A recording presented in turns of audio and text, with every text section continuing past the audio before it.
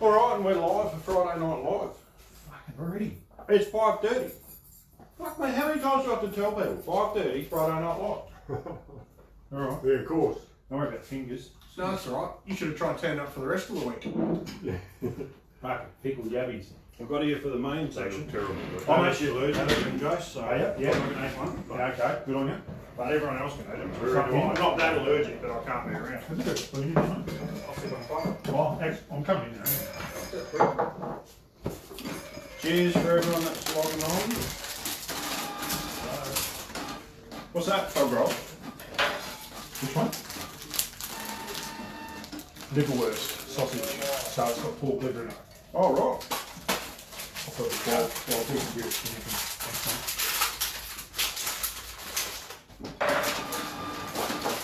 That is the most foul taking. Alright, Bundaberg Diet Sarsaparilla. Which I found down the back. And it's pretty bad, Red.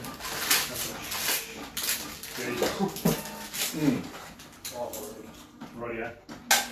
Who drank Diet Sarsaparilla? Who drank sarsaparilla and said, you know what? I could really go a low carb version of this. Actually, I suppose the person that would drink sarsaparilla would be the same person that won't.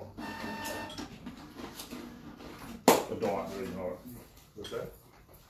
We're live for Friday Night Live. We are live already. We are live. Thanks to everyone that's logging in to watch us on Friday Night Live. You would have seen they've got a bit to talk about tonight. And we're going to... Teddy says, hi guys, and Homo Zone. Yep. If you didn't already know from the previous post, Jason from Hunt Catch Cook is here chucking all the food on. Hi guys! And we'll... Hey guys. I'll have a yarn to Jason a bit after Bill's done his intro. Thanks, And we'll talk about what Hunt Catch Cook is doing at the moment and what all the lovely food that he's brought along here is. Awesome. So, but the first thing we're going to do is we're going to talk to Bill, and Bill's going to go through a series of guns here that have blown up. Just for fun. Just for fun. And so all you people at home will be able to appreciate the sort of idiot things that people have done over the years to blow guns up and how not to do them yourself. So Bill's just racked off because he's just realised something and he's been given a week to do something and he's scrambling it together at the last minute like he usually does. Let's come back with us. Said the same. Alright, and I'll pass you over to Bill. Hello folks, how's everyone? I just want to show you some silly things that have happened to guns over the years. Nearly all these are blow-ups. One way or another, the gun has come to grief, and nearly always this is from, well, almost always it's from high pressure. High pressure is caused by two things: incorrect load, i.e. wrong powder, or obstructions in the barrel. Obstructions cause high pressure, of course.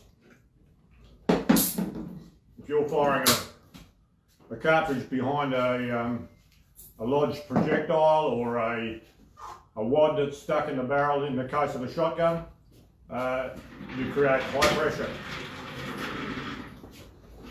All guns are made from a tough steel, but it's not hard. So it has some give, but it has a limit to its elasticity. And as you can see there, this is a 12 gauge shotgun barrel. So what do you mean by it's tough but not hard? 4140 or Well, that makes it much clearer. or steel's designated similar to that with it's an alloy with nickel, some chrome, and so on. Makes the steel tough and strong, but it isn't hard, as in brittle. If you've got a brittle, So it's hard like the axle on a car. Like you can't. Yeah. It's a really tough piece of material, exactly. but it's got some give. It will actually bend and move and that sort of stuff. Exactly, that's exactly what it is. In fact, the steel that car axles are made of, the driving axle out of a car, very similar to the steel that's used to make barrels. It's tough, but not brittle. So that's a 12 gauge that failed. Obviously, it would have had a bowl, would have had a obstruction somewhere about here in the barrel.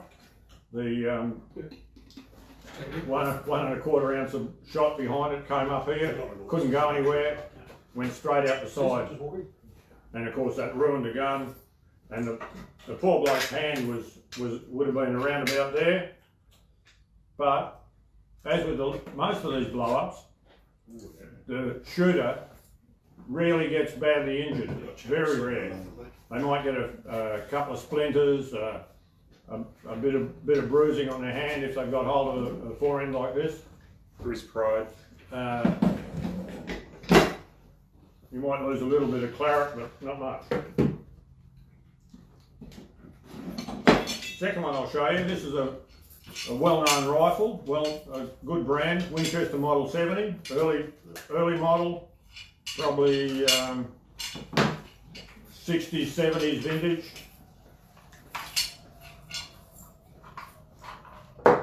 It's a post 68 model. Yeah. So it must have been made probably in the 70s. Yeah. Anyway, this was in 222, and the guy loaded 19.5 grains of some pistol powder. He loaded 50 rounds, and number 1 round caused this problem. It ruptured the case. The big gas escape then came out round the bolt, out through the magazine, blew the bottom of the magazine out, shattered the stock, and so he had two-piece stock, and it had enough force to set the bolt back in the bolt raceway and shear off the opposing lug here where the So that's the top lug that's gone, yeah? yeah, the top lug, where it's got an extractor and a ejector slot through there, so it's the weakest lug out of the two. And of course it ruined the gun first without too much effort. And I got that and 49 rounds of ammo, so hell of a good bargain here. The next one I'll show you is a well-known brand as well, Omark, made in Australia. They were made in 308. This one I believe was chambered in 260 with an adapter to adapt it to the bolt head. What do you mean by that? It allows you to fit aftermarket barrels to them without having to buy them from Omark. Oh, because the original barrels had the lugs in the barrel. That's right. So when you take the barrel out, there's no locking lugs in the action. Yeah. This one had the adapter. Have you got the adapters to it? No, I haven't got the adapter. It expanded so much anyway. It split the receiver ring through here. I'm not sure. I think this thing injured the owner just a little bit. He had a few splinters and a bit of copper because it ruptured the case, of course, and bits of case came out through the openings. But otherwise, the bloke's still able to brag about it. This is not I'll show you a really good one. So far we've had a stuck wad and 2 instances of people loading the wrong powder. Yep, exactly. The wrong powders. This one.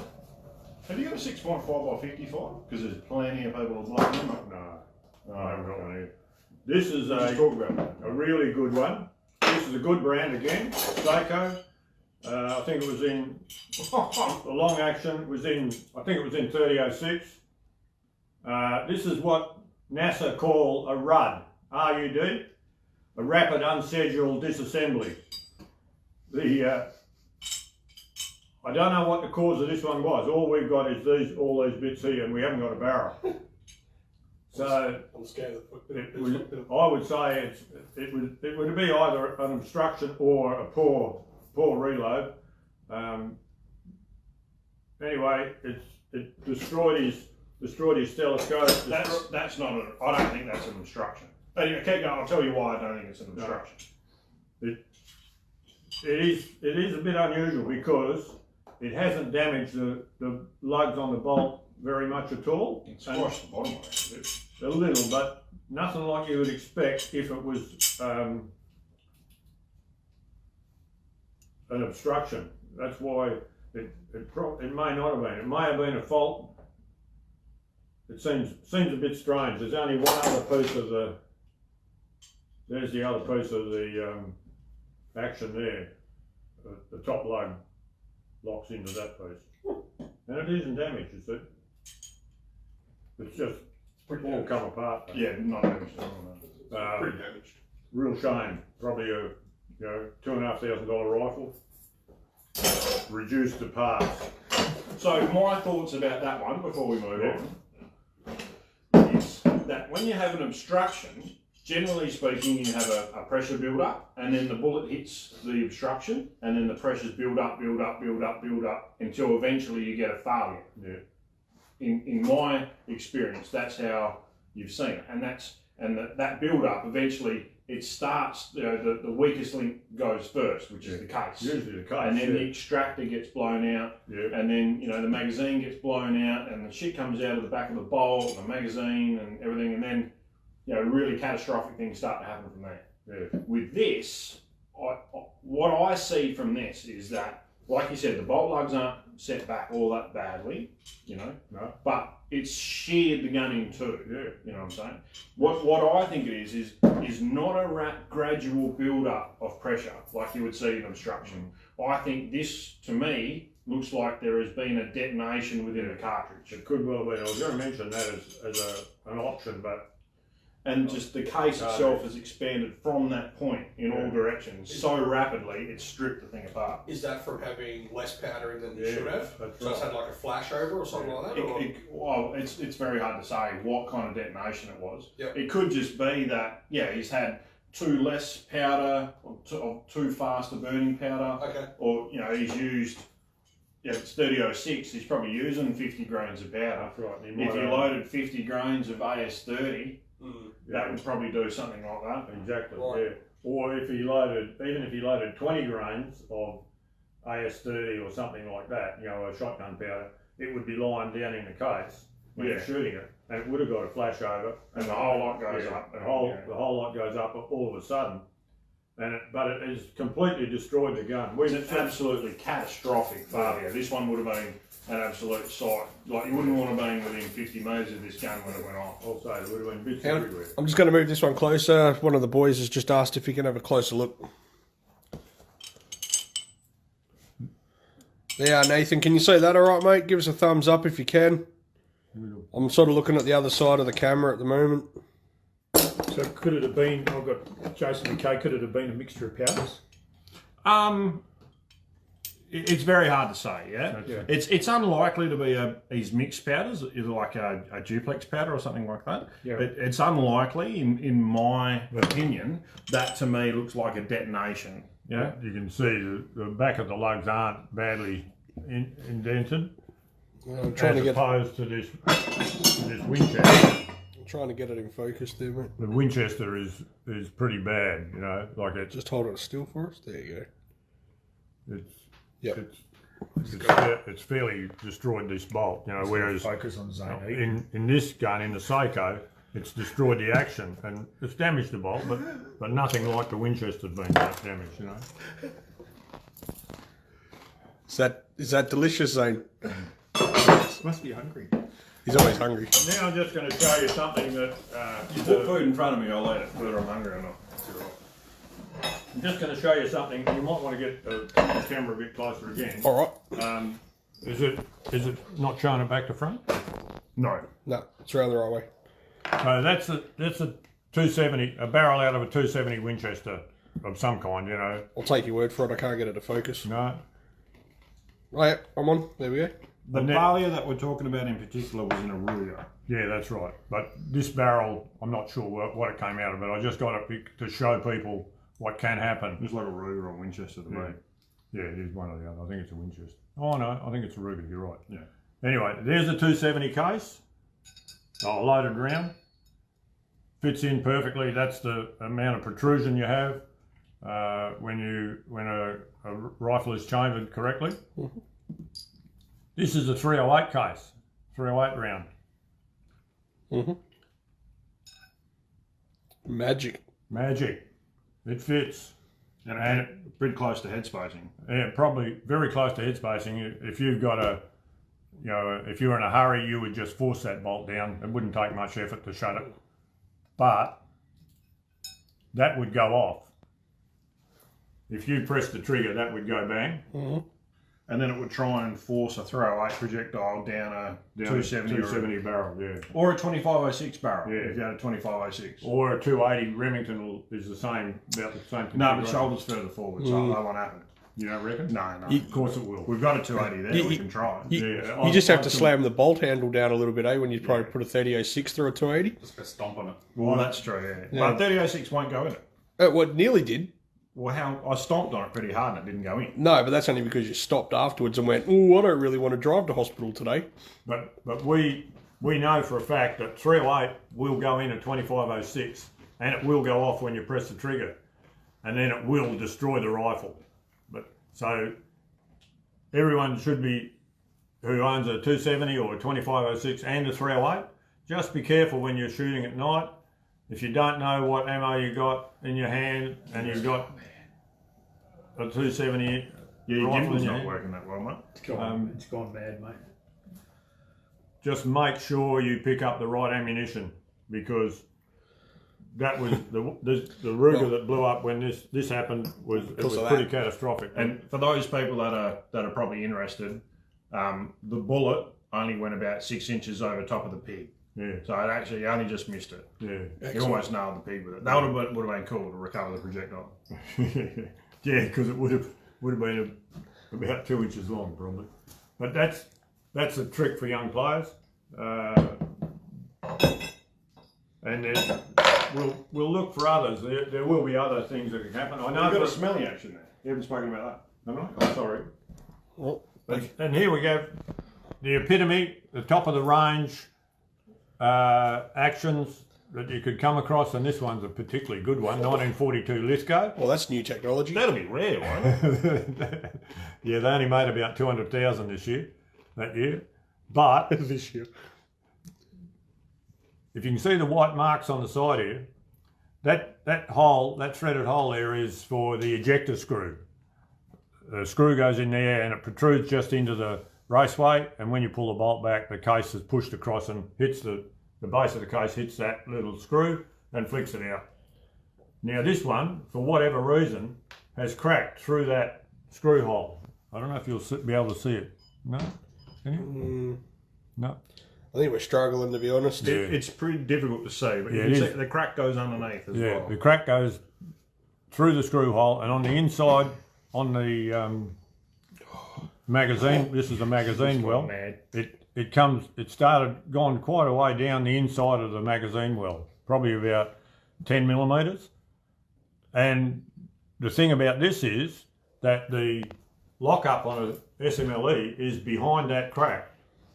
So if the person who had this carried on shooting this, that crack would continue to move and travel, and eventually, and I've seen this happen, but to the other side actually, but eventually this would come apart. It probably wouldn't do any harm to anyone. What would happen would it would probably rupture a case or split the head off a case or something, and then he would have trouble getting the bolt open, because that side of the action would bow because it would come apart. This side would be try to be straight again, and the bolt would be a bit tight. You might get it out, you might not. But I have seen it happen a couple of times to these, and nothing a bit of 4x2 won't fix. So you just knock the handle up and then belt it open And then chuck it in the bin. and cut it in half and throw it in the bin. Yeah, because there's nothing you can do with them.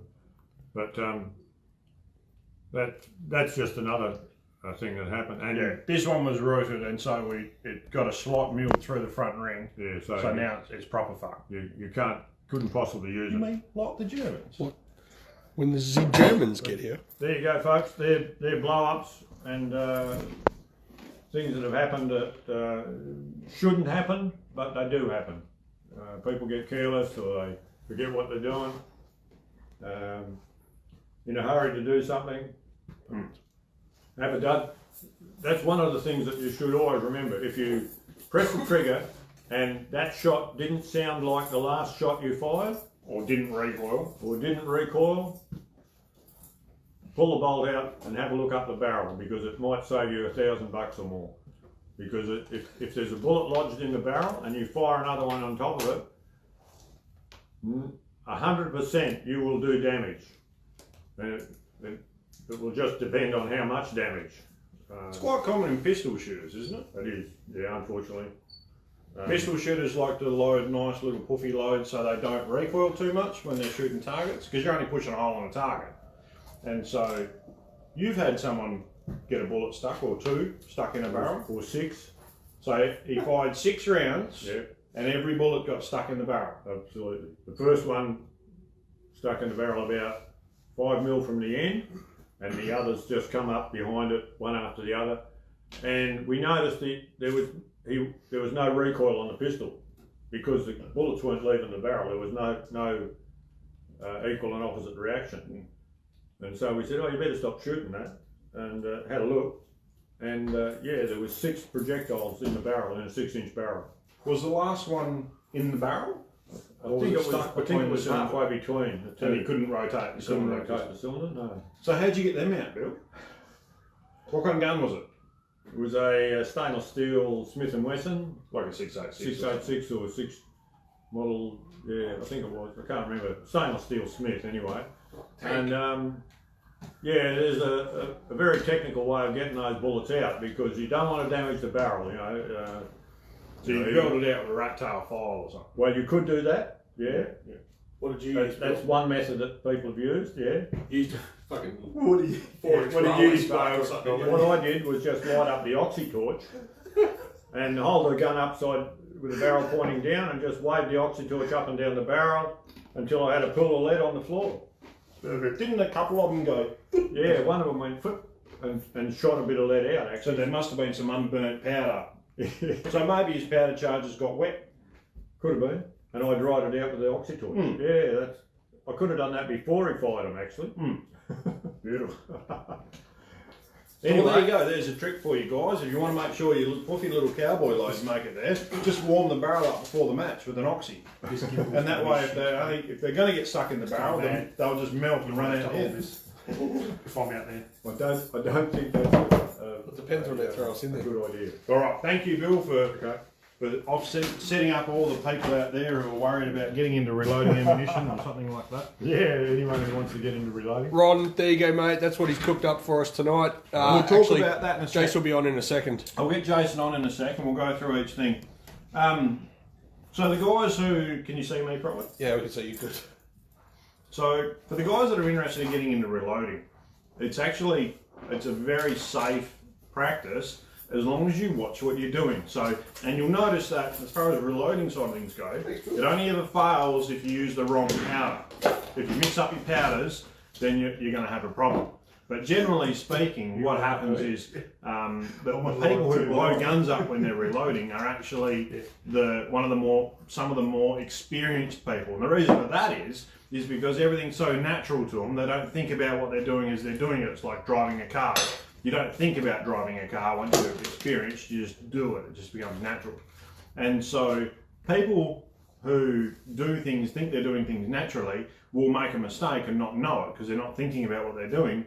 And then that's when you have big failures. So it's important when you're reloading ammunition to concentrate on what you're doing. Shut out all your distractions and that sort of stuff. Turn the TV off, turn the radio off, especially when you're loading the powder side of things, and then go on from there. So, for the next thing today, I'm probably going to kick you out of here as All well. right, catch it.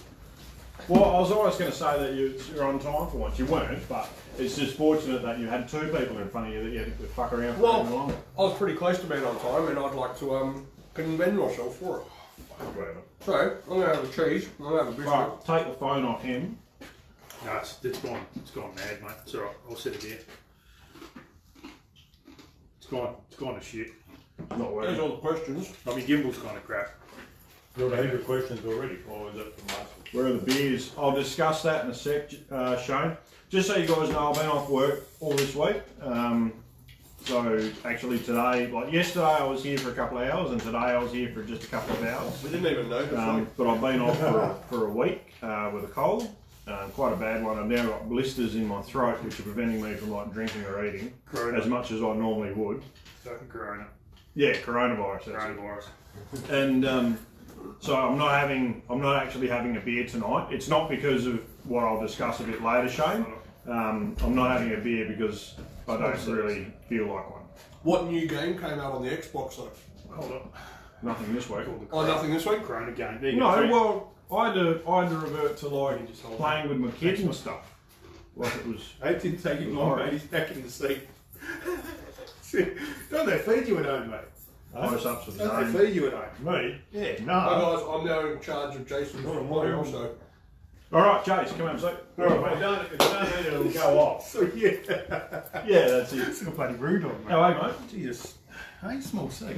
So everyone who's watching will know who Jason is from Hunt Catch Cook. I think so. I've actually known Jason for a long time now. Since Since yeah. I was a little kid. Yeah, long. Yeah. Since I was little and you were big. Yeah. True. So, so you've very graciously come along tonight and brought some tucker along. Did what I said I'd do. And Appreciate that's, it, mate. yeah, and that's what I do. Cook game meat and utilise. It'd be nice if you come across, a little bit more often, rather than once a year. I get that a lot. Oh, when you're coming around for a feed, you bring the food. Yeah, that No, you happens. don't even have to bring That, food. no, but that happens quite a lot. Not here, but yeah, other places too. That's cool. That's all right. We get that a lot as well. Yeah. When you guys come and shooting, can you bring some ammo? a lot of what bring Jason, guns, yeah. a lot of what Jason focuses on, and something that a lot of people can get behind, is using game meat to make delicious food that people can enjoy. Because a lot of people have got some, and you would agree that some people have got some reservations about eating game meat. Oh, it tastes gamey. Oh, Heaps of reservations about eating game meat. That's like anything, inexperience. So that's even let's go back to say on a shooting. do you want to stand up? No, Swap no. seat, cool. We could swap seats. Oh, No, that's swap okay. one Yeah, down. that's so I'm not a midget. But that's like say reloading. You don't reload because you're really not too sure of what to get into it, chair out of one or you don't do something because you're shy of it and you don't know. So someone who doesn't know what they're talking about will have a crack, fuck it up, and then go. it was too hard. That's right. Yeah. Same with me. I did olives. This is my second year doing olives. The first year I absolutely stuffed them up and I didn't do them. And then I thought, no, I'll have another crack at it, and they've turned out, as you can see, they've turned out really, really nice. Is that seat crack? Crack that seat up. That's good. That's good. Give us all a good look there, what he bought us tonight. So we'll go through it. Yeah, go through what you brought. So this is wild pork liverwurst. Yeah, It's got the wild pork liver in it and also a fine grade mincemeat. So all of this I've done I go on my Facebook page and I've done all of this on my Facebook page and I'll do it live. The recipes and everything. I'll go through all the recipes. I've got 2 recipe books out, but I'm going through a section at the moment called the Sausage Chronicles. Mm-hmm. So I'll show people live, 2 or 3 times a week. It hasn't been anything this week, but 2 or 3 times a week how to make sausages. There's no double entendre there? No. You're not doing it with your sausage out? Or? No. Sausaging. But this is the first one I did. This is the kangaroo salami. Turned out really well. Then I did So what's in that? What's in your kangaroo salami? obviously kangaroo, and that's it, and garlic. There's a little bit of pork fat, if you can see. I was going to ask. you need- I can see pork. I can see fat. Yeah, in you there. need some pork fat in the salami. So why you need pork fat in the salami? So you need pork fat in every sausage. Yeah. Every sausage you make has to have a content of fat in it. So 25% fat goes into every sausage. Butcher shops sometimes put more fat into it. Is that an economic thing, or? One, it's an economic thing because they put a lean trim in it. They might put a trim in it. They'll also put a powder in or a base in to make the sausage as well, like flavouring. I put this, a salami's been dried, or cured, so it's a natural thing that's gone into it. There we go. So there's red wine's gone into it. I can't think of the recipe just straight off the top that's of my head, right. but They're the main components. yeah, the main components and kangaroo. I just used because I had kangaroo on hand at the time, so I used kangaroo salami. Right in So front of us where at would the you moment. get the pork fat? Like if I wanted to make this, Yeah. Where would you get the pork fat? So any butcher shop can order pork fat in from their wholesaler. So they'll Right, yeah. so pigs, Not necessarily something they hold on hand. no, they but don't it's hold definitely it on something they hand. can get hold of. Yes, but they get hold of it and Right. they can order it in for you, and then you obviously Okay. put it in with game meat. But game meat especially needs a 25 to 30%, depending on the leanness of the game meat. Yeah. 25 to 30% pork fat in it. Mhm. So, for instance, the liverwurst wasn't as much pork fat in that because it's a softer sausage. You can taste that it's got the liver in it. It's got natural spices and herbs in it, and fine ground pork mince. And the pork had a little bit of fat in it at the time, so you put less in it. If I'm making a normal fresh sausage, I might put 20% fat in that. So 20 to 30% fat in between. Usually, as a guide, 25% fat. What happens if you put too much fat in? You'll end up with a fatty sausage Just or a an bit oily fatty. sausage. So Yeah. that's when you find that if you're cooking them on the barbecue or you're cooking them on in a frying pan and busy frying your sausages, you'll find that half the frying pan's full of fat. You've got too much fat in those sausages. And if you've got too little, you'll You'll have have like a you'll dry yeah, you'll sausage. have a dry, sort of crumbly sausage. You'll know straight away that it tastes dry. Yeah. So everyone can sort of play with their own recipe and get a sausage they want. But a good place to start is around 25%. Well, as I said I'll go through it all in my chronicles and tips and tricks. That when you're making a sausage, you write it down. Write everything you do now. Same as reloading, Yeah. right? So if you put such an amount of powder in it, and you have success firing the firearm, you're not going to change that. So you're going to go back to you're going to replicate it. So exactly the same as doing sausages. You write down everything that goes into that sausage. It turns out really good. Do it again. If it turns out absolute shit, then you need to change that. Yeah. And no doubt by the time you're ready to make sausages again, you'll know exactly where you've stuffed up. Excellent. So the two And the sausages, the liverwurst. So that was basically like a liverwurst or liver pate, but it's not. It's in a sausage form. Yeah, because I was going to say, like, livers would be what goes into pate and that sort of stuff. Yeah. Which I find a little bit too strong. So but that's in a got- sausage, so it's got meat in it. A bit mild. Yeah, so it's got the meat in it, and then I like a par boil. So I'll par cook it, and it turns out like that into a sausage, like a sausage pate, like a liverwurst you buy in the shops. So you could spread that if you really wanted to. It'd spread out. You could flatten it out on toast or a cracker or something like that, and enjoy it with a glass of wine. Pickled yabbies. I went down the bush, raided a farmer's dam. No, I didn't buy. And then I thought, I'll pickle, because I do a lot of pickles. So pickled olives, I do pickled chilies and pickled eggs and pickled vegetables and everything.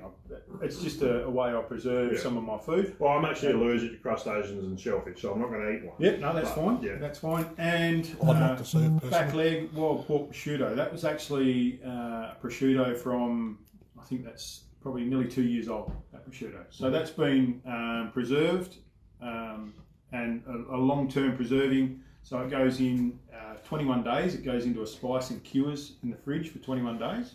So, like, similar to a way that you would cure a, jerky or anything like that? Very similar. So but this is just a spice. So we're infusing the meat with that spice around the outside. Then it'll come out for another 12 days, or to come out, you'll re-spice it and put it back in the fridge for another 12 days.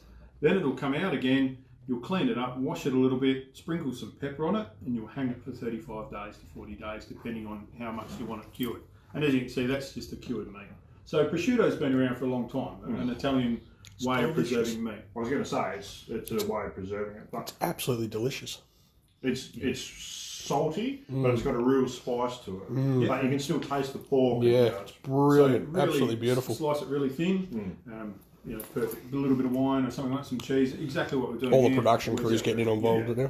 I should have bought some wine tonight. Pickled olives are down the road, olive tree, and I thought, I've got to get some of them. And I've been salting them. These I've just nailed the centre. These are like a couple of months old. So just taken the centre out, put some capsicum in it, and stuffed it with some capsicum, and then pickled it, and they just tasted nice. So I thought, I'll bring them along and give you a go. And down the front, some mango jam. So I had a surplus of mangoes that I found on the tree.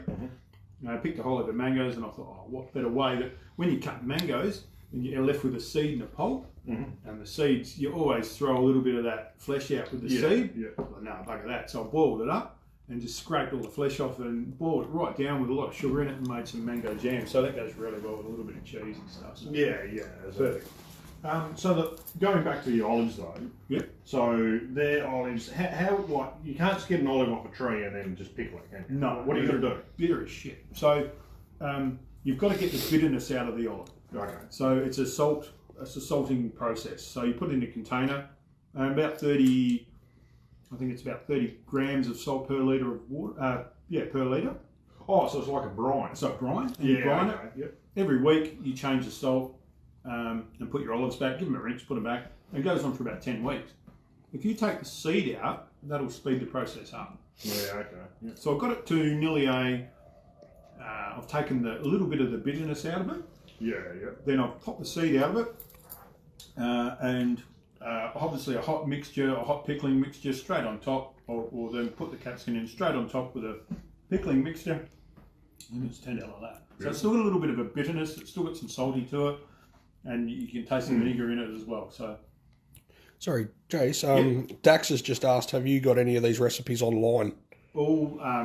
if they go onto my Facebook page and have a look on my Facebook page, I've done most of these recipes live on exactly what we're doing now. Beautiful. So just like, some are on my website.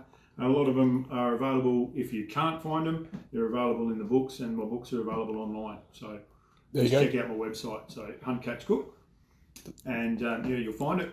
No problem. And I have a heap of recipes online as well.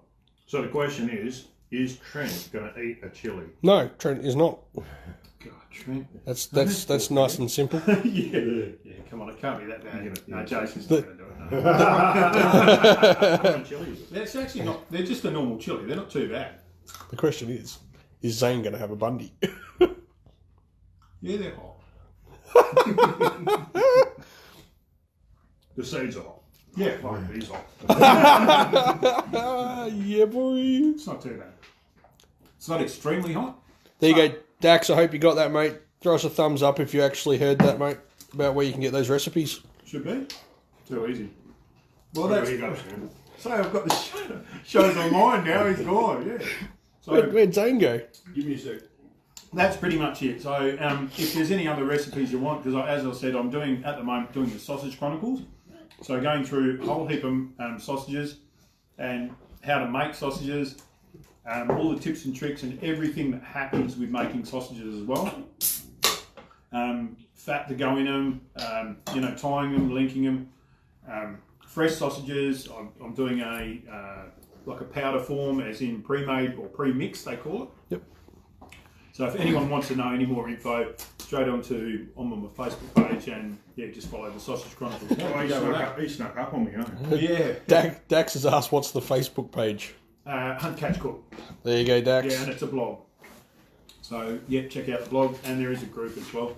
And I'm on Instagram, so you can't. Yeah, not hard to find. Easy. Thanks very much. Hunt, Catch, Cook, mate.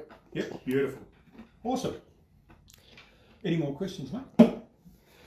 Nothing from me. Yeah, thanks very much for having us. Appreciate it, mate. Thanks very much. Hope you enjoyed the Thanks for food. the chili. Excellent. Bit of a killer. Got him. Yeah. There you go, mate. Awesome. We'll just leave it as a garnish in future. Yeah. Oh, that was fun. Friday night fun. Gonna love it. Awesome. All yours, man. Thanks, mate. Now we'll give the people what they actually came here to see. Oh, man. Space is going numb. Hello, guys. How are yous? I've been stuck behind the camera for most of this one so far. Let's see if there's any questions. Sorry.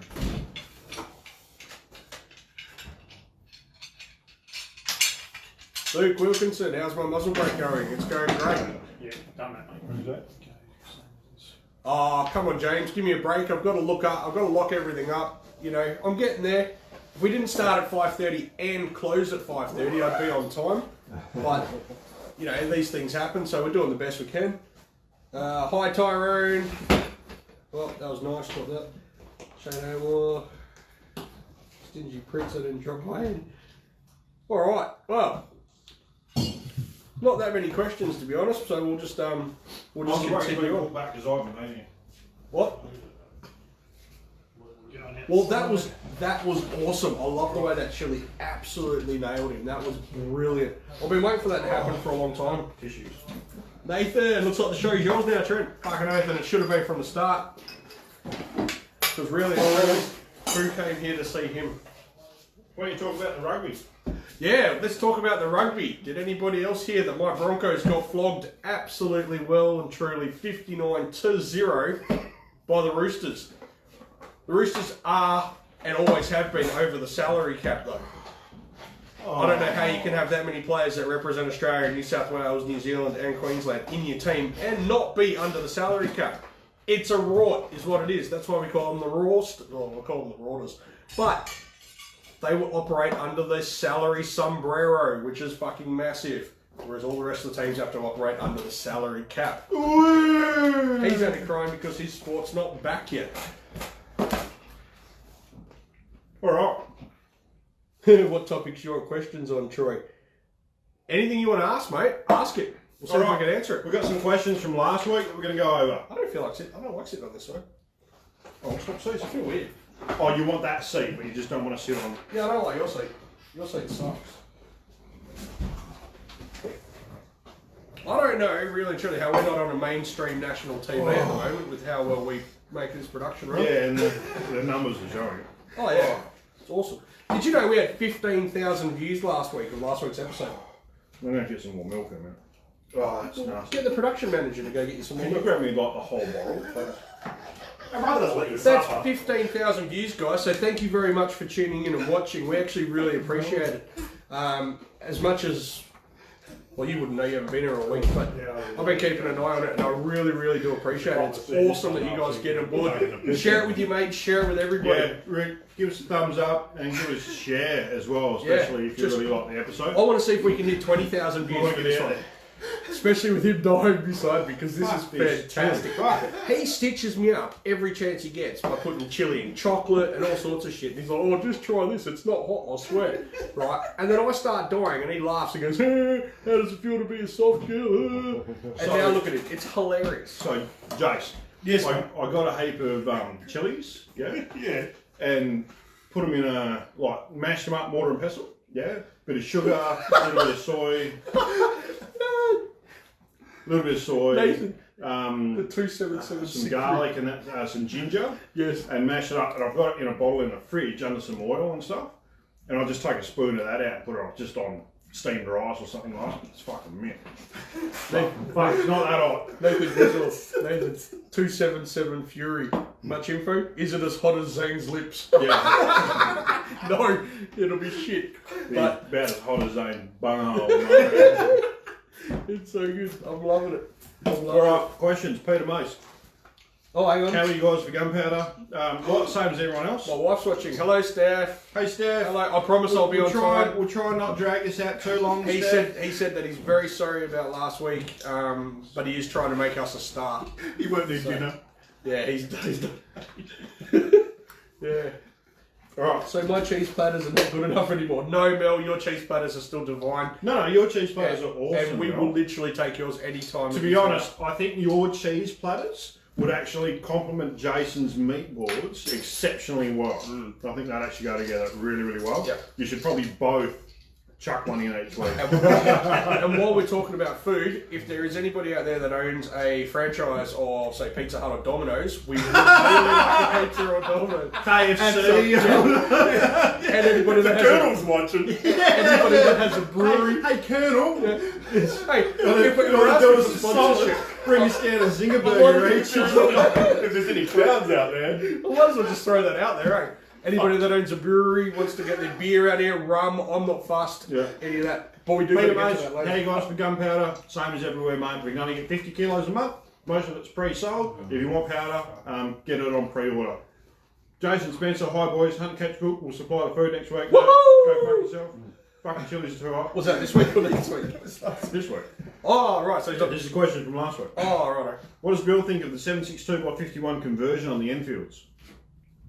Pretty good. You need an action that has been tested. That's been crack tested. How do you know that? Got a stamp on it, but Yep, it's on the left-hand side of the rear bridge, if I remember. It's a circle with C something. Yeah, I can't remember. I'd have to look at one of Next week, sorry, Chris. Next week, I'll make sure Bill's got one of those number 4 actions here, so we can show you the stamp to know if you can convert yours to 308 or not. Because I know he's got one. I've got a few. Ben John, how about collapsible stocks? So, a stock that you can shorten and lengthen is not necessarily prohibited. Yeah, an adjustable rear stock. Yeah, well, all the Ruger Precision rimfires come with it. Yeah, that's right. You can buy the MDT or Magpul ones. So it depends. There's no limit on how far you can actually close it down. So, I don't really see any problem with that. No. Originally, when we were talking about collapsible stocks, the coppers. When are we talking? When? 3 or 4 years ago, the coppers were saying, it can only be 3.5 inches of movement or something like that, but I don't think that applies. There's certainly nothing in legislation that says that. And there's certainly nothing. Would have been another one of no policy documents have ever been. 3.5 inches. The Well, GRS. do they print policy documents, do they, or do they just make it up? I'd say so, yeah. Well, GRS has more than that. But I think I wouldn't know. I'd You say would if you turned up all week. Well, you would know what 3.5 inches looks like, Yeah, don't it's you? about that long. All right, moving along. Classical stocks, fine. Matty Lloyd, what about removable stocks? If it can be removed with tools, like any other stock, it's fine. That's fine. Well, like this Trent, Luke Wilkinson. Someone else was after a ball early in the week. Lukey, but I if you're- apologise because I haven't been here. I'm going to have to chase this up. But there was a couple of people after bottle openers. How many have we got left? I don't think we've got many, eh? I think we've got to make some. I can make another batch up. It's fine. Yeah, Luke. Yeah, no worries, man. If you want some bottle openers, just let me know, and then from there, you bring some beer down, and we'll open them for you. got a road test them. Yeah. I've got a couple left. Here, you take them. Of course. One of them says, "Don't steal my bottle opener, or your mum's a hoe." Thank you. Yeah, that's the one. That's not very nice. I've got a black one. Shane O'Wall, beer sponsorship. Yes, Shane. If any of the good people at Great Northern Brewing Company are watching, Or at Elavella Station are watching. Elavella. I want to chuck in some beers. Elavella. I reckon he should actually throw in a trip for us up north. Yeah, goat prosciutto. Yeah, I reckon. What do you reckon, Shane? Free trip up north, we can use your facilities, come and shoot your shit. Oh fuck, that's something we got. You got a pen? Yes. Yes, I do. Can you talk a little about solvents? I did say last week, Gary, that I would talk about solvents. I forgot about that. I'm not going to be able to do it tonight. I haven't prepared for it, but I will make sure that gets done next week. Luke, how's the break coming along? Like I said, I haven't been here for a week, so especially all the muzzle brakes jobs You need to have have that been done. put back. You need to have that done before we go to the farm. Oh, that's fine. I'll have it done like Monday, Tuesday. Yep. Oh, well, it depends on if it needs to be Needs to be glued. glued. All right. got one Mel, of those to be Scoop glued. brought home some new bullets for Annie Cool. today. Why are they different to the other bullets? Because they are. Are you talking about those copper ones? I don't know what. No, there's nozzle ones, I'd say. From Annie. Yeah, that's what he calls the 44. Yeah, so they're copper instead of the other ones that he had, which were lead. Well, lead, yeah, that's right. So Yeah. these ones are a copper-coated projectile. So we're talking about a 44 Magnum, and the projectiles that he's been normally using are lead, and that's fine because as long as the projectiles don't go faster than about 1,300 feet per second, I think it is, at the roughly. Max. It depends on the lead. It depends on how hard the lead is and all that sort of stuff. Any faster than that, and the bullets don't spin in the barrel, the bullets will actually slip in the barrel, and the rifling will actually, there's so much force, it'll actually strip lead off. You get a lot of lead build up in the barrel, and you lose your accuracy. So if you want to get the bullets going faster, then you have to go, to a copper jacketed projectile, which is what Scoops has got now. Brendan, at this stage, mate, we don't have a reloading course date set. We were supposed to, if I was here this week, we would have had a reloading course date set, and we would have had long range training courses out to the end of the year set. But I apologise, we haven't been So able to get that. we will be probably announcing them on this episode next week. Long range, And, probably earlier than that, yeah? Long range courses. Yeah, we'll put it up earlier than that, but we'll also talk about it next week. Okay, once we get the reloading courses date set, I do recommend getting on the ones earlier in the year. So before November, because that's when fire bans come in, which means we can't have a fire out the farm. Because it's one of the best things about being at the farm. Don't matter how cold it is, we get a good big fire going, and it's... That's the long range one that reloading. Yeah, I'm talking about long range. You said reloading. Oh, did I? Yeah. Oh, sorry. Yeah. I fucked up. So reloading courses are done here at the shop. Have Long range courses are done in the car park. No, they're 20 done barrels out and of the farm. break-ins. We're going to have to talk about that. Yep, we can do that next week. Oh, so there's two things that we can talk about next week. Yep. straight away. New shooter buying my first rifle, so instructions would be good. Look at what you want it to do, yeah? Have you got a private property, have you got a range? If you've got a private property, what game are you hunting? What kind of conditions are you going to be hunting them under? You know, are you shooting on foot? Are you shooting out of a vehicle? Are you going to be shooting from a hide or a fixed position? Make sure you know all these sorts of questions, or at least have an idea before going to a gun store, yeah? Because a gun store, the person there should be asking you all these questions so that they can find the best solution for what it is that you want to do, yeah? So certainly have a think about what it is that you want to do, and then talk to an expert like me or Trent or Bill about exactly. We've got a lot of experience, yeah, I'm an expert. and we'll be able to give you what we think would be the best solution for what you want to do. Because rifles aren't rifles. You know, you just can't come in and just pick one off the shelf and think that it's going to do everything that you want it to do. If you want it to do something that it's not designed to do. That didn't really come out the way I wanted to word that. No, that's all right. Yeah. I wasn't listening. No, I figured. 204 Rug is my next round. Anything you got to show me? We haven't got any 204 Rugs on the shelf. However, I've actually dropped 204 Yep, from and their Weatherby. lineup. Weatherby dropped, the same course. company. What about Ticker? Ticker still had them last time I looked. It's I'm on certainly Seiko. losing a lot of the shine that it had, sort of 10 years ago. Well, allegedly Howard dropped it mainly because the Yanks weren't buying it. That's So, right. so the Yanks That's didn't where the like big it. market is. That's where they want it. Legacy Sports in America obviously want to sell Howard products. They're concentrating on other stuff. I'm actually surprised they don't try and force more 30-06s onto us. James Goff, what about Dragon Breath 12 gauge ammo? I've been shot by one of them in Call of Duty online, I've been shot by them many a times in Call of Duty. and I absolutely hate the sweaty nerds that run that. Better than the sweat lords that sit in the corner with them Yeah, that's true. SMGs. No, so incendiary rounds, this isn't a serious question, but I'm going to give it a serious answer. Oh, excellent. Incendiary rounds are prohibited, as are tracer, armor piercing, Actually, high explosive. anything that sets fire to the bush is probably not a good thing. Anything, to if be it's shooting. fun, you probably can't have it. Yeah. What caliber would Batman's sling hook gun be? What caliber would Batman's sling hook gun be? I don't know. Like, that would be more like a ging, though, wouldn't it? Oh, Be like something between a ging and a spear gun or something like that. do you know what though? I looked at who said that, and it makes perfect sense why he asked it. Good work, James. Is 3006 better than 308 for heavier projectiles? So typically speaking, like now it's becoming less and less pronounced, but certainly in the old days, and we're talking 15 years ago, not that long ago. 308's always, typically, especially all the American guns, had 1 in 12 twist barrels. Some of the European guns had a slightly faster twist barrel. Tickers, for example, always had 1 in 11 twist barrels. But typically it was 1 in 12 was the standard, yeah? And they shot up to, you could shoot 180 grainers out of it, but typically 175s were sort of optimal in a 1 in 12. 3006 always had a 1 in 10 twist barrel. 1 in 10 twist barrels handle the heavier projectiles, 200 grainers and that sort of stuff.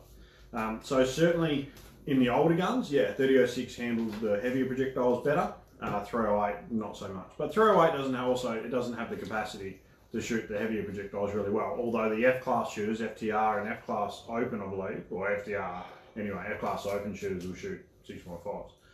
But FTR shooters are using 200 grainers now out of their 308s, and that reduces the wind drift. Because that's one of the biggest variables in long range shooting is wind drift. By far the biggest variable is not wind drift. the biggest variable that's hard to Predict. Yeah. Yeah. 300 PRC available license. No, 300 PRC we actually have had approved.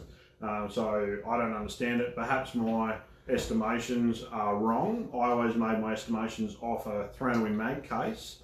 The power remaining energy at 300 metres. But the 300 PRCs have been approved, yet they generate more energy than the 300 Win mag at 300 metres.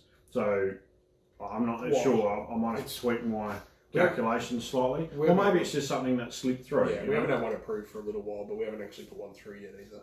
Not this year, anyway. Not this year, no. Yeah, so it could very well slip through. It could also be that they didn't know what it was at the time, or it could still be approved. So if you want one, let's try it. And don't poke the bear. What do you think of 300 Winchester short mag? We've answered these last week. I answered 300 Winchester short mag last week. So it's actually the only Winchester short mag that I reckon's any good. It's just having to say that you've got a Winchester short mag. What is this? A BB gun channel? Yeah, it's a BB gun channel. Cockhead. Who's that? No. You guys still doing bottle openers? Yeah, we're still doing bottle openers. $45 freighted anywhere in Australia. Bill's probably forgot more about guns than most of us will ever know. Probably. Okay, silly question. Is there a reason for folding stock like that? It's really just for transport, yeah, and storage. So you can store it in a standard safe, so you can transport it in a normal car. Because most of the big long rifles, actually you can't fit them across the back seat of a car, and you can't fit them in the standard safe, yeah. Which is again going back to what we were talking about last week. Why I think overall lengths are far more important than whether it's got a folding stock or not, yeah. So that's all the questions from last week that we've answered. And 4570 versus 450 Bushmaster. 4570. 4570 is 458. 450 Bushmaster is 452. Yeah, 452 projectiles are handgun projectiles for the 45 ACP, and you're very limited in your options. 4570 shoots 458 projectile. That's a rifle diameter projectile. You got a lot more options for a lot better terminal performance on game. As in a man caliber. And probably construction too. Bullet. Oh, yeah, much heavier bullet construction. Yeah. Cool. Can you pass me that? Yeah, I can. Are we going to talk about that now? No, just pass the whole thing. Oh, you want the whole lot. Right. So, do you want to talk about that? Yeah, I was just going to have a quick say. What is there 3 copies of it? I printed one, then you printed 2. Well, no, there's 2 different documents. I printed the right one, and then you printed one of the wrong ones and one of the right ones. What do you mean one of the wrong ones? Well, all right, moving on. So, we got a email today from Police Licensing. They have... Yesterday. No, I got this one today. I got one yesterday, one today. Yeah, I got this one today. It's 5th. Yeah? Did it come as an email? Yes. And we got it as a paper copy as well? No, we just printed it out. Printed it out. Oh, this magical box that we've got right there, we just printed them out. This is why I drink. There's a little Jap in there that's scribbling like that. This is what... What? You actually said that. That just came out. That's how they work, isn't it? There's a little Jap. Right. That's the right. That's That's like the racist thing I've ever heard you say. No, it's not. I'm not a racist. No, but and there's probably not a lot. And anyone who will see that for the joke that it is. Okay, so WA firearm dealers, manufacturer and repairers, licensing services, firearms. I think there's supposed to be a comma in there. Has recently conducted a review of firearms licensable in Western Australia. Oh, this one. As a result of the review, the Oceana Precision SP25 chambered in 223 or 308 is licensable. The Ruger PC Charger handgun in 9x19 is not licensable. The Remington 700 tactical chassis. That's all it says. Benjamin Armada PCP air rifle. They don't actually say whether the last two are licensable or not. They just state that they are what they exist. They just describe them. Yeah. So what we're assuming... As a result... I'll get to that in a second. As a result of a review, the following firearms are prohibited. So these are prohibited. Seymour M26 sporting shotgun. If you've ever seen one, you'll know why. Precision Rifle Products bullpup. I don't understand that one. Precision DSR1. Don't understand that one. Desert Tactical Arms SRS A1. Don't understand that one.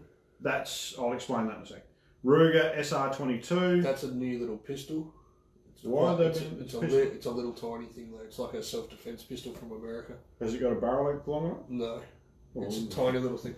Well, it's prohibited because that's black and white though. Yeah. You wouldn't need the police to review that. No. Does it have a barrel length of 125 mil? No, it's prohibited. That's why the Glock 17A has that little bit of barrel extension that comes out the end of it because it didn't meet the... And Franklin Armory F17 is prohibited. Yours sincerely, Carl Fisher. Thanks, Carl. So that's the original document that we got. Then we got a subsequent document that clarifies, as a result of the review, the following firearms are licensable: Remington 700 tactical chassis and the Benjamin Armada. So they just forgot to say that they're actually licensable in the original document. I don't know if they've got anyone proofreading this. I think somebody... Highway Pole, by the way, we know you're watching our videos, so... Hey guys. We're going to get to that in a sec as well. You don't know who I am. Yeah. Drinking lovely white beer. And just for you guys, yeah, I did have a Coke. So thanks for that. We're going to talk about more about that in a sec. And that's the same document. Alright, so there's a few items there that are prohibited, a few items that aren't. And you mentioned specifically the DTA. Yeah, the Desert Tech. And it is a bolt action rifle in a bullpup configuration. Yeah. Now, they've changed their mind on basically rifles that look military, so full barrel shrouds, pistol grips, the like. Like the gun that's behind us in the rack. Yep, like the MDT That's TAC-21. TAC-21, the ESS. The TAC-A one from... Ruger Precision. Yep, the Ruger Precision Rimfire. Rimfire. The TAC-A one Well, the from Ruger Tika. Precision Centerfire they mentioned is only banned because it's got a folding stock. Okay, well the Seiko TRG M10 is legal as well now. But none of them bullpup. No, but there's bullpups that are legal in WA. Are they? What? I'd have to look into it, but there is one because Roy Alexander's had one up for sale at one stage. And I did the same thing. I said, hang on, bullpups are illegal in WA. We're going to have to ring him and find out what it was. Yeah, so I called up Al and he said, no, not this one. This one's fine. Now, it did look more like a conventional rifle. So it had a wooden stock on it, didn't have a barrel shroud, but it was still a bullpup configuration. So that was sort of what got me going. So the DTA, or the SRS, while it's a bullpup, it does look fairly military with its, but they've let other ones go. So why would they pick that one over the top of something else? What do you reckon there? Well, the way I believe it to be, and I believe this to be correct, but I'm not 100% sure because it's gone back a couple of years now. When the original case that went to the Supreme Court about Reg 26B and challenged it in the Supreme Court, and they lost. And the gun that they took to it was a Desert Tech. It was a Desert Tech bullpup rifle. Of course it was. And so I can appreciate that it was taken and lost on that merit. It would be really silly of the police to reverse that decision and say anyone can have one now, especially after that bloke dropped 30 grand in the Supreme Court or whatever it cost him in the Supreme Court to challenge that.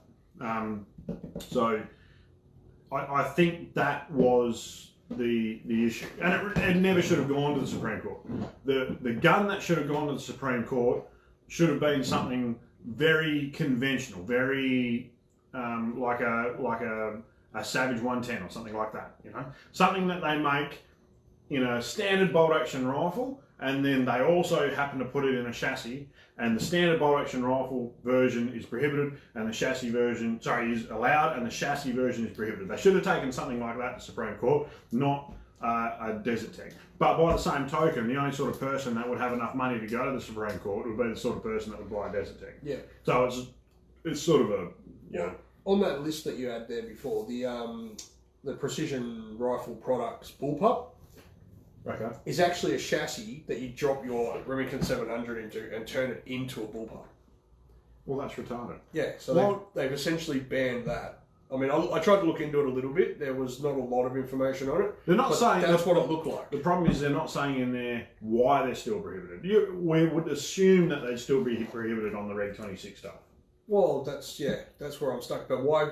How can you pick one and not the other? That's like saying only the stoplights between here and Fremantle are actually stoplights. All the rest are just maybe go lights. And the other thing is that they don't really have a lot of jurisdiction over that anyway, because the person that would get that chassis, well, I mean, they're relying on the honesty of the people with the firearms themselves. Yeah. Because most of those things they could just say, we won't give you a license for it. Yep. You know? I mean, I wouldn't get one because I keep punching myself in the face. Yeah. You get left in one. Yeah. But yeah. You need to eat more, you bloke. So, yeah. No, So there's a bit of that. So the other thing that I wanted to talk about tonight, before we get on to new products, which is what you're going to talk about, is I'm going to read you a letter out that the police sent me during the week. You're going to be talking about S20 and 515. I've talked about them. Well, we've now got pricing. Yeah, I gave them pricing last time. Did you? Yeah, I've done that. Where did I was taking notes somewhere. Yeah, I've done all that. Sorry about that. I've done all that.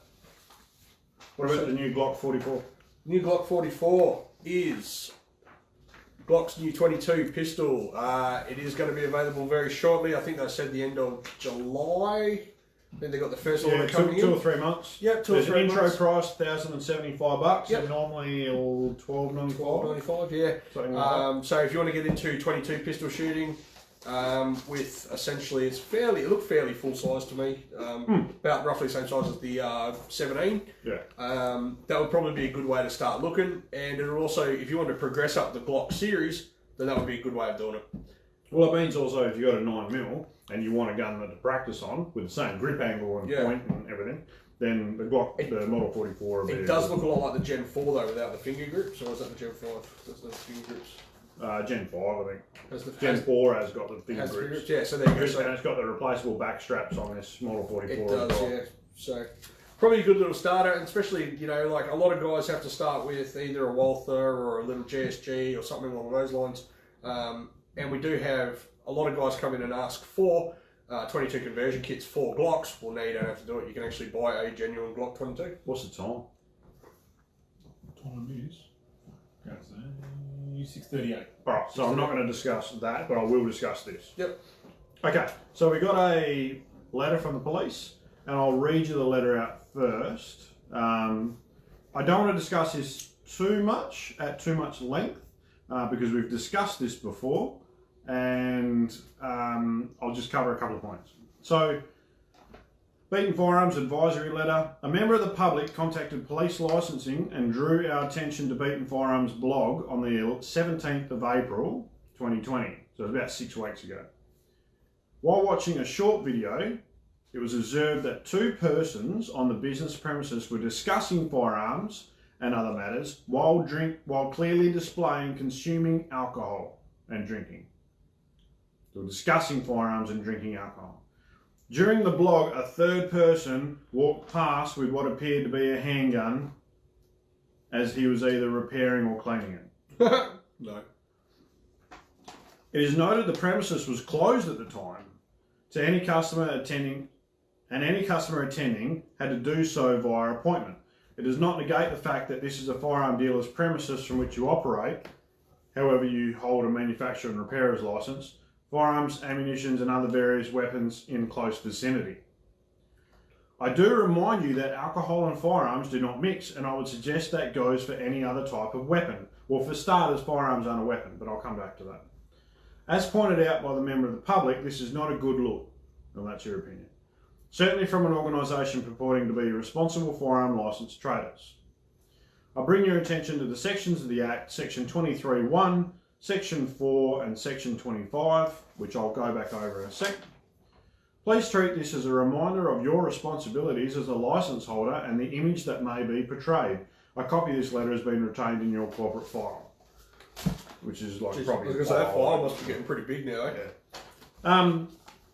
Alright, so the first thing is that the police are now trying to control when people discuss firearms and drink alcohol. I mean, that's just silly. What they haven't made an allegation in. Well, what they're essentially done is, without saying as much, is made the allegation that we're consuming quantities of alcohol that would, and possessing firearms, but consuming quantities of alcohol in a quantity that would exceed what would be covered under the Firearms Act. That's an amount that would be chargeable under the Firearms Act.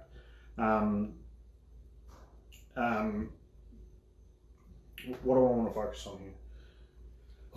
So much. Okay, so I'll make just a couple of points. The first point is that the 3 sections of the Act that they quote, none of them are applicable, okay?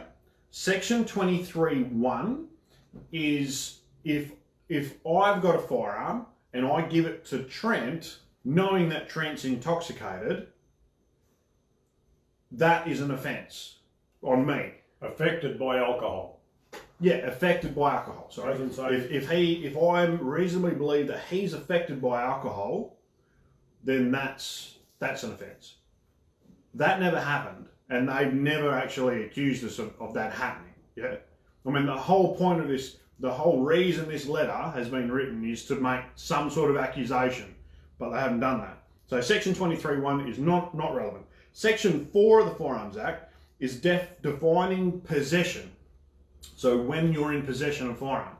Now that's also not applicable because the term possession under Section 23 is very specific.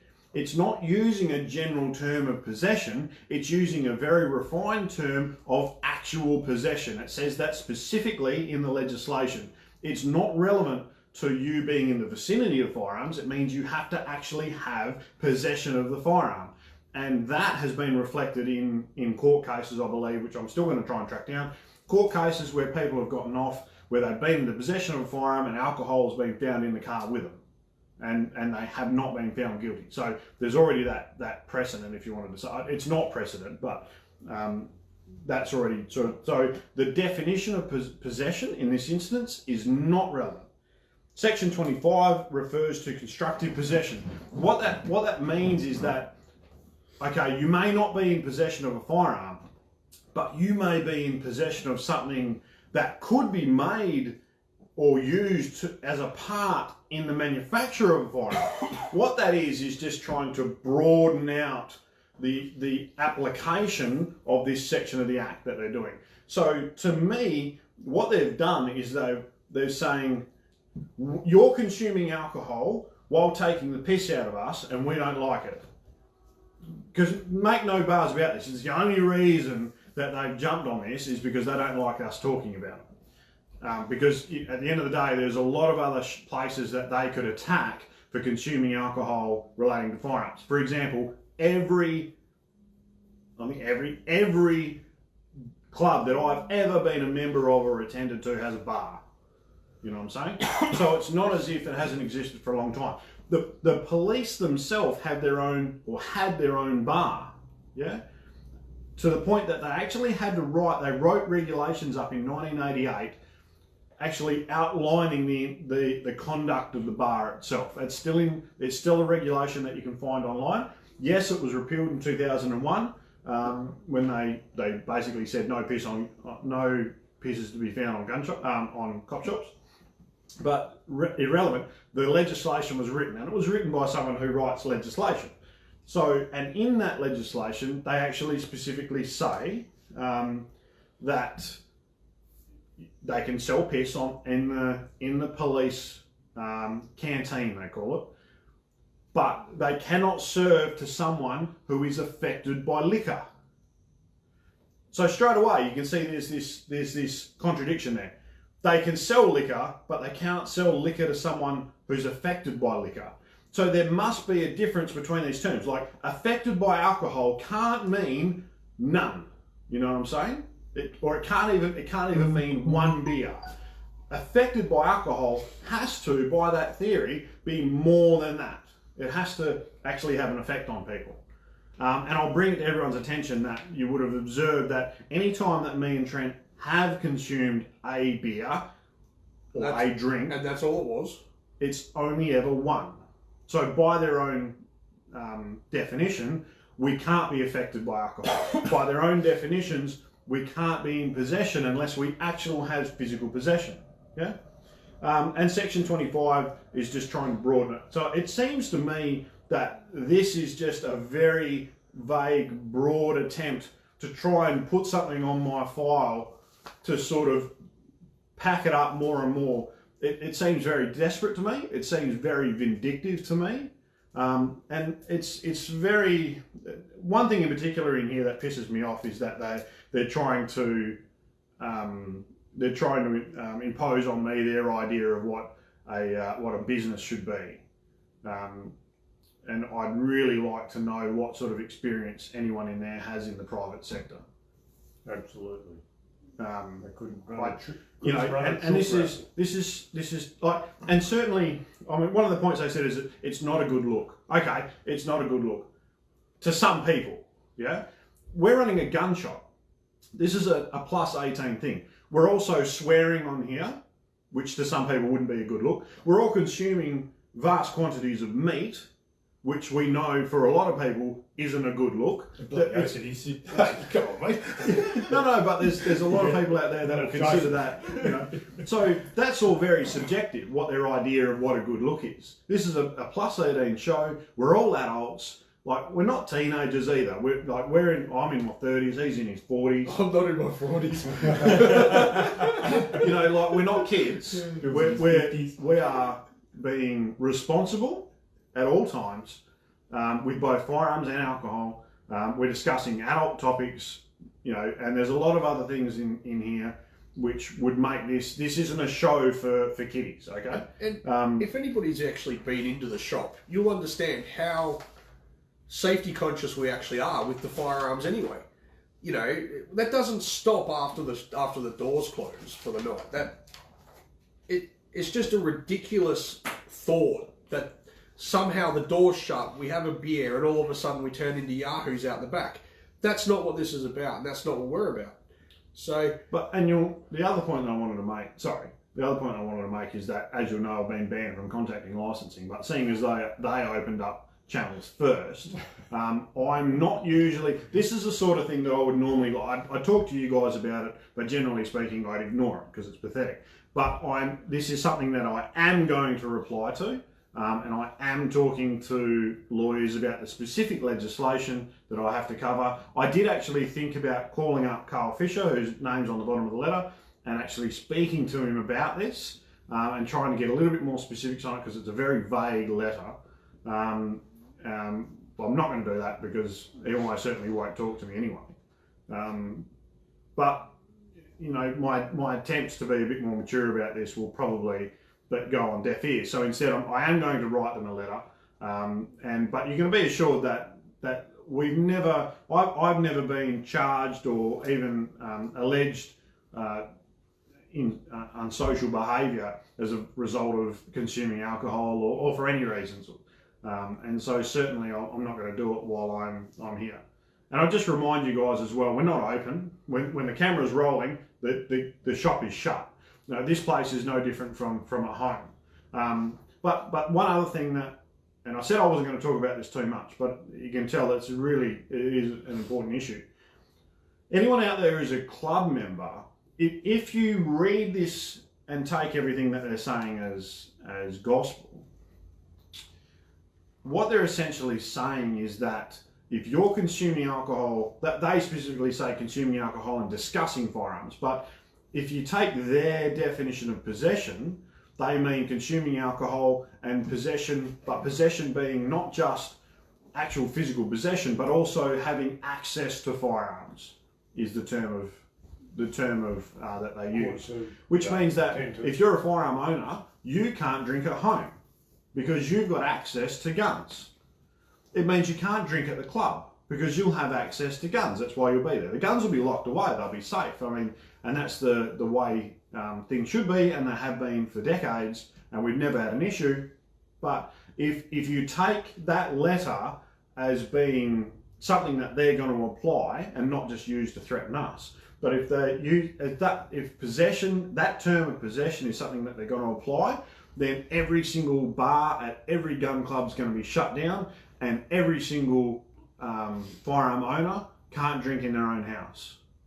And is that really what that section of the Act was intended for? Of course it wasn't. Absolutely not. That's not what it was intended for. It was intended to stop people getting pissed and then running around with guns and not having any other offence other than that. And we don't want pissed people running around with guns. I'm the first person to say that. Well, not the first person, but I'll stand up and say that. We don't want pissed people running around with guns. But it wasn't there to stop me and Trent having a beer and a feed on a Friday night and having a civil discussion, okay? So yeah, I just wanted to share that with you guys. I did also want to talk about another issue, which I'll leave for next week. It's getting late. So because it's getting late. we should start wrapping it up. But And we've all got to go home and see our thanks very much to the guy, the member of the public that did voice his opinion. Well, WorkSafe came around here first before anything. They did. And WorkSafe work out of the same building as police. Funny. So I doubt it that, I've got no proof to say, but it's very plausible that the police actually watched the video themselves and said, oh, a member of the public came to us. Fucking bullshit. But they did it off their own back, and then they also told WorkSafe about it. But Just if you to are, be extra vindictive. but That's if- how I think it happened. but if I've you got are- no proof to that. But if you are the guy that did it, come by. I've got a hat for you. he's not going to come by, right? How many people are going to come by and go, oh yeah, Trent, I was the bloke that dubbed you in. Give me a hat. I'll give you Are we a going hat. to put a competition on before we No, we're not. You're a son. We've got another knife there, by the way. We've got another knife. So Yeah. if you tune in next week, we're going to have a competition with a knife. Big Ontario knife. 1-on-1. Okay. Really appreciate it, guys. Thanks again. Thanks, guys. We've had some big numbers again all night tonight, but make sure you like the video and Share it. I really appreciate everyone who's commented and taken part in this. Let's see if we We'll can answer more questions next week, but yeah, and share it out to all your Let's friends. see if we get to 20,000 views. Last week we went to 15,000. Let's see if we go to And 20,000. if you're not guys. already, jump on Jason's Facebook page and give him a like as well. Yeah, because thanks very much, Jace, for coming in and doing that for us. We really appreciate it. No It was worries. absolutely delicious. Thanks, guys. Have a great weekend. Me and Zane will see you tomorrow if you come into the shop, 9 till 4. Yeah, see you tomorrow. We'll catch you then. See you later, guys.